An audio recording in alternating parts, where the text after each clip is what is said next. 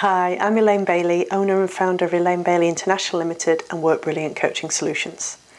Now, I want to talk to you directly on video today to answer a few questions that we've recently got since the launch of the LiveBrilliant Women's Retreat, which is happening on the 11th to the 13th of November 2011. Now, I did think about actually writing an e-zine about the retreat, or even actually just doing some Q&A and writing some questions on the website. And then I thought it's just as easy just to talk to you face to face on video. So here we go. So I'd like to answer the main questions that were asked, and they're all around really, what is a women's retreat? And what might I expect to happen while I'm actually attending a weekend retreat like this? So if I take that first question first of all, well, women's retreats can be all kinds of different things. They can be spiritual focused, they can be behavioural focused or practical focused. And there's a whole host of them out there. You just Google women's retreats and see what comes up.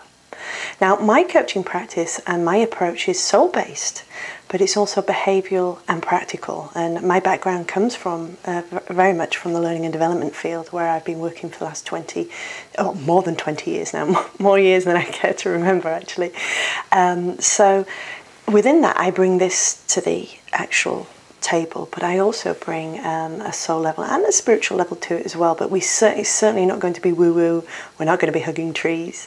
We're not going to be floating around and dancing and things like that. It really is about you taking time for you. My coaching philosophy is based on the Brilliant Life program, which is my coaching model really, and where I work from.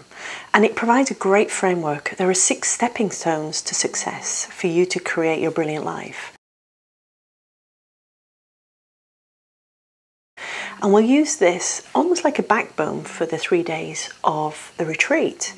But we're not going to be doing lots and lots of exercises and activities and doing homework and all the things that you have on courses and workshops. Far from it.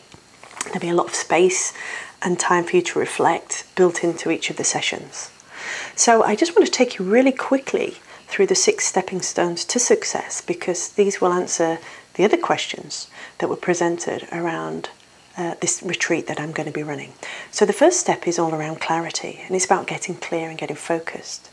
So it's very rare we get an opportunity in a busy world to actually think, because we spend much of our time doing. We don't get time to create a little bit of space, and I'm going to create and hold this space for you for the whole of the weekend.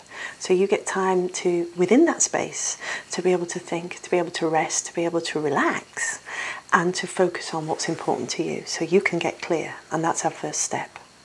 The second stepping stone is, once you've got clear and you've actually focused on your intention of what you want to achieve, whether that's a big change or a small change in your life or in your business, then the second step is to decide to do it. And that's huge, because often we kind of take a hesitant attempt at it, but we don't actually clearly decide and give 100% commitment to it. So a decision is our second step. Once we've got that clarity and we've decided and we start moving towards things, then inevitably the dirt starts to come up.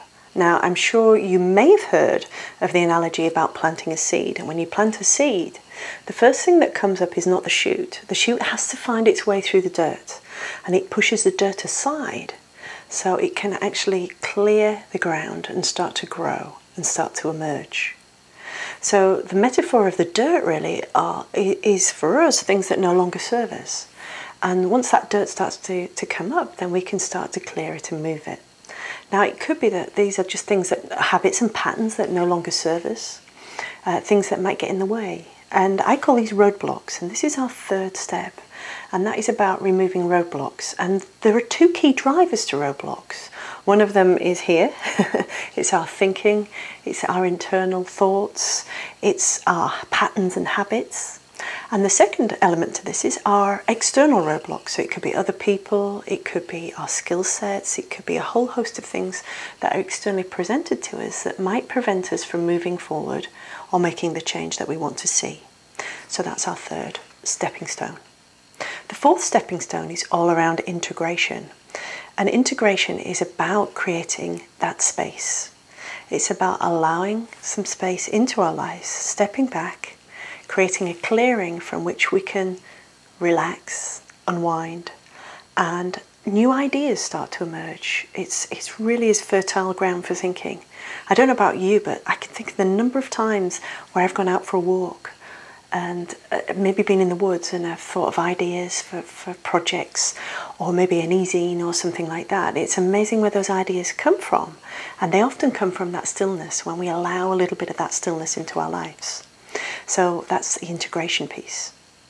Then we move on to the fifth stepping stone, which is transition. Now, transition itself is the biggie. Life is all about transition. From the day that we are born to the day that we die, and whatever you believe in beyond, we are evolving, moving, changing and growing. Things and people come into our lives and out of our lives all the time. And the challenge for us is actually being able to handle that, to be able to deal with it. It's about creating new comfort zones for ourselves as we move through these transitions, these natural transitions in life. And how we create a new normal for ourselves as a result of that. So I will help you and guide you with tools and techniques to help you move through the transitions, because how I see it is we have two choices. We can learn to embrace the transitions, whether they're big or whether they're small in our lives, and learn to swim with it, or ultimately we can get run over by it because we're not prepared and we don't know how to deal with it and we get stuck. And our final stepping stone is action. And this is about creating conscious, deliberate action.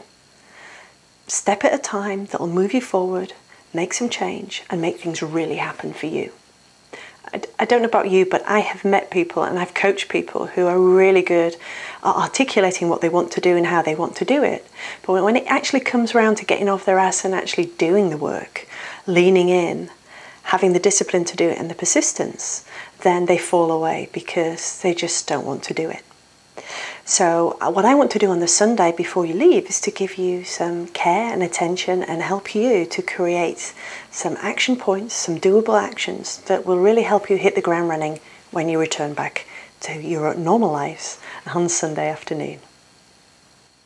And for the next 3 people who sign up for this women's retreat before midnight on Friday the 14th of October, you will get a free complimentary 45-minute coaching session, telephone coaching session with me, and I'll help you to move forward and support you as you make the changes that you want to see. I'm so excited to be running this retreat in November, and I hope it resonates with you too and you'll decide to come along. By the way, if you have any other questions, don't hesitate to contact me.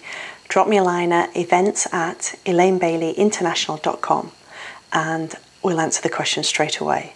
Oh, and by the way, if I don't answer the questions, then one of my team might answer the questions for you. This is Maggie, and she's one of the slower members of the team, but she's very good at admin.